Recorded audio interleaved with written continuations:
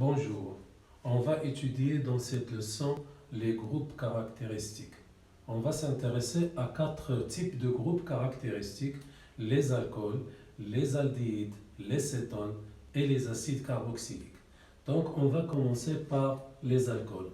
Alors les alcools sont des composés organiques possédant le groupe caractéristique COH. Alors, le carbone auquel est lié l'hydroxyle s'appelle le carbone fonctionnel. Alors, leur formule générale peut être écrite de la façon ROH, avec R un radical alkyle saturé ou non. Alors, si c'est un radical saturé, c'est-à-dire qu'il contient que des liaisons simples et pas de cycle carboné, alors leur formule générale sera de la forme CnH2n plus 1OH ou bien CnH2n plus 2O. Alors pour nommer les alcools, on va procéder de cette manière. On va commencer par la chaîne la plus longue, donc on lui donne son nom qui provient des alcals, en ajoutant un numéro, et c'est le numéro le plus petit pour le carbone fonctionnel. Je dis bien pour le carbone fonctionnel et pas pour les radicaux. Et à la fin, on met all. Alors on va voir des exemples. Alors si la chaîne contient un seul carbone, un seul carbone, c'est le méthane. Alors, ce n'est pas la peine d'ajouter le numéro. Je vais dire méthane sans E et j'ajoute all, donc c'est le méthanol. Alors, si la chaîne carbonée contient 2 carbones, on n'a pas aussi besoin du numéro. On va dire c'est de l'éthane, mais en ajoutant all, ça devient éthanol. Alors, si la chaîne contient 3 carbones, là, la position du carbone fonctionnel auquel est lié l'hydroxyle OH est très importante. Par exemple, s'il est lié au carbone numéro 2, je vais dire la chaîne la plus longue c'est un propane, mais puisque OH est lié au carbone numéro 2, c'est le carbone fonctionnel, je vais dire propane 2 all. Alors, ce que je note de droite ou de gauche, c'est la même chose. Alors, revenons à un exemple plus complexe en écriture topologique.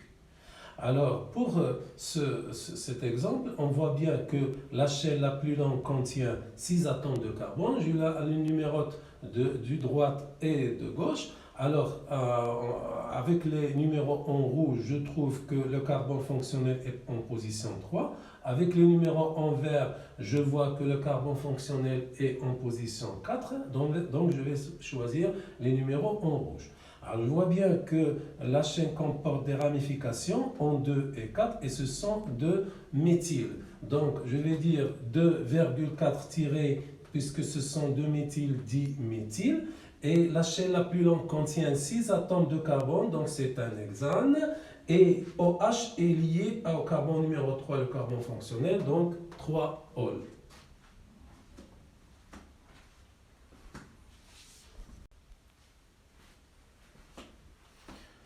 Alors, on va s'intéresser maintenant aux classes des alcools.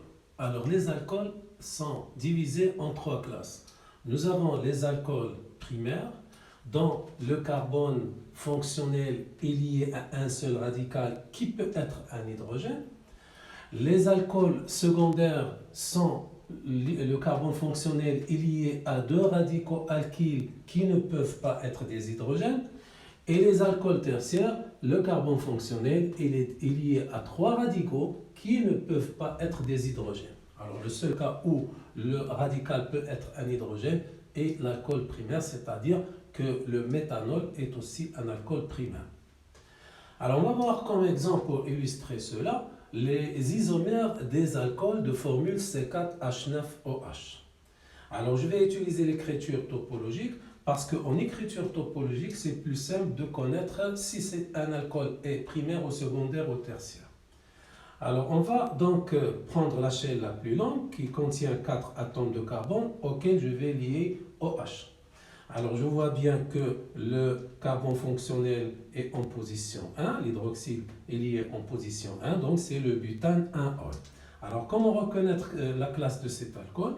Je regarde surtout le carbone fonctionnel. Ce carbone fonctionnel est lié, à part l'hydroxyle, est lié à un seul radical. Je vois un seul trait. Donc, c'est un alcool primaire. Alors, donc, je peux bien déplacer l'hydroxyle en position 2. Et j'obtiens le butane de Hall. Je regarde toujours le carbone fonctionnel. Il est lié, comme vous voyez, à deux radicaux. Donc, c'est un alcool secondaire. Alors, là, je passe à la chaîne de 3 atomes de carbone et qui contient un radical méthyle. Alors, le carbone fonctionnel, c'est toujours celui-là. Donc, il est lié seulement à un seul radical. Vous voyez un seul trait. Il ne faut pas voir les deux. Il faut voir le trait qui est lié au carbone fonctionnel. Donc, il est primaire. Alors, pour son nom, c'est un méthyle qui est lié à un propane. Donc, c'est un méthylpropane sans dire de numéro parce que là, ce n'est pas essentiel. Donc, il y a une seule possibilité. Donc, c'est le méthylpropane, mais lié, le propane, le OH, est lié en carbone numéro 1. Donc, c'est le méthylpropane 1-ol. On peut dire 2-méthylpropane 1-ol, mais il vaut mieux de dire méthylpropane 1-ol sans donner le chiffre 2 du radical méthyle.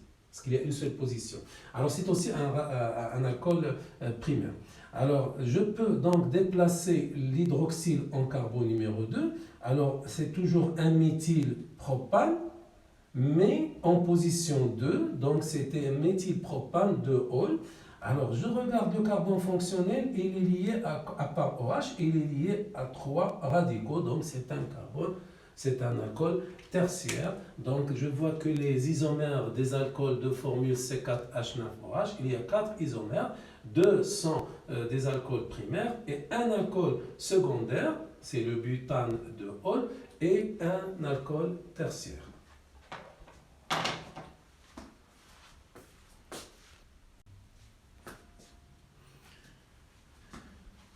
Donc, on va passer à une autre famille, celle des aldéhydes. Alors, les aldéhydes ont le groupe fonctionnel ou le groupe caractéristique C double-liaison OH, le carbone auquel est lié l'oxygène et le carbone fonctionnel. Alors, leur formule générale peut être écrite de la forme RC double-liaison OH avec R un radical alkyle saturé ou non. Alors, nous, on s'intéresse surtout aux radicaux qui sont saturés, qui ne contiennent que des liaisons simples et pas de cycle. Alors, leur formule générale va devenir en fonction de N, CnH2nO avec N supérieur ou égal à 1. Alors, comment les nommer? Alors, on va donc prendre la chaîne la plus longue, on va nommer l'alkane correspondant et on va ajouter al. Al, ça veut dire que c'est un aldéhyde qui contient ce groupe fonctionnel C double-liaison OH obligatoirement. Alors le carbone fonctionnel, on va lui attribuer le numéro 1. Donc on va prendre des exemples. Le cas le plus simple, c'est un seul carbone, donc c'est un métal auquel j'ajoute Al, donc c'est un méthanal. Si ça contient 2 atomes de carbone, c'est un éthane auquel j'ajoute Al, donc c'est un éthanal. Alors, en écriture topologique, car c'est plus simple, un exemple plus complexe. Là, j'ai la chaîne la plus longue contient 5 atomes de carbone. J'ai 2 radicaux, un radical qui contient un seul carbone, donc c'est un méthyle, et un autre qui contient 2, c'est un éthyle. Je vois bien que l'éthyle est en position 3 et le méthyle en position 4. Donc, je vais commencer par le nom des radicaux. Donc, j'ai en position 3 un éthyle, donc 3 éthyles, et un 4 méthyle, et j'attache le nom de la chaîne qui contient 5, c'est pentane, et al parce que ça contient le groupe caractéristique des aldéhydes.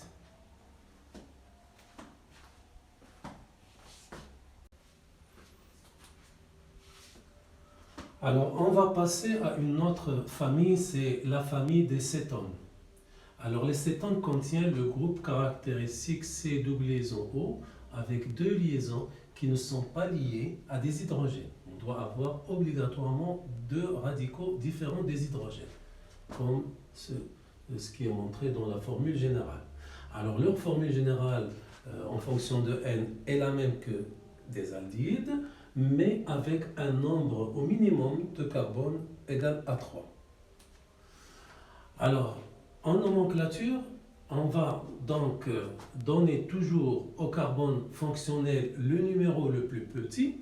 On va commencer par la chaîne la plus longue, on la nomme alcane, le numéro le plus petit du carbone fonctionnel et on ajoute on pour montrer que c'est une cétone.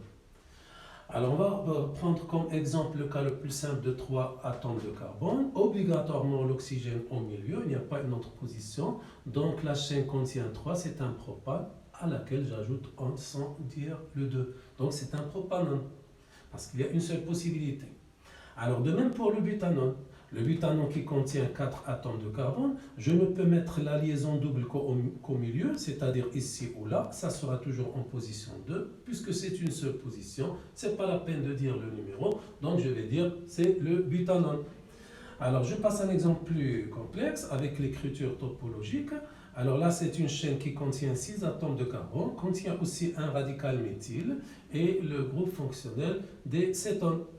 Alors, si je numérote de ce côté, j'arrive à 3 pour le carbone fonctionnel, mais si je numérote de ce côté, je vais arriver à 4. Donc, je vais choisir la numérotation de ce côté. Alors, j'ai un méthyle en position 4, donc je commence par le méthyle, E4 méthyle. La chaîne contient 6, donc c'est un hexane. Et en position 3, j'ai un on, c'est-à-dire c'est une cétone qui contient le groupe fonctionnel des cétones.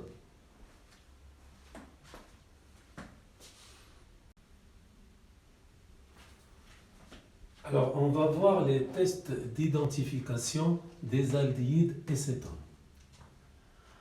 Alors, on a 4 tests à voir. On a la 2,4-DNPH, la dinitrophénylhydrazine. Alors, ce n'est pas la peine de connaître sa formule, mais son nom, la DNPH. On a le réactif de Schiff, on a la liqueur de Féline et on a le réactif d'Autolens.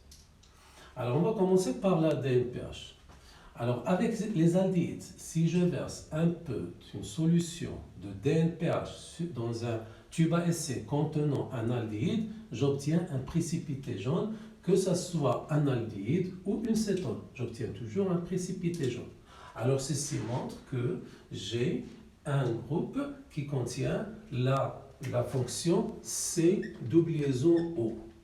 Parce qu'on a vu que C doublison le groupe carboxyle, on dit ce groupe c'est le groupe carboxyle, et il est identique aussi bien que pour les aldéhydes et pour les cétones. Donc la DNPH, ça nous montre qu'il y a un C doublison O, un groupe carboxyle qui est identique aux aldéhydes ou cétones. Alors pour savoir si c'est un aldéhyde ou une cétone, alors on a recours aux 3 tests suivants. Alors si j'utilise le réactif de Schiff, alors, je verse un peu de réactif de Schiff sur un tube à essai qui contient les aldéhydes. Alors, le réactif devient rose.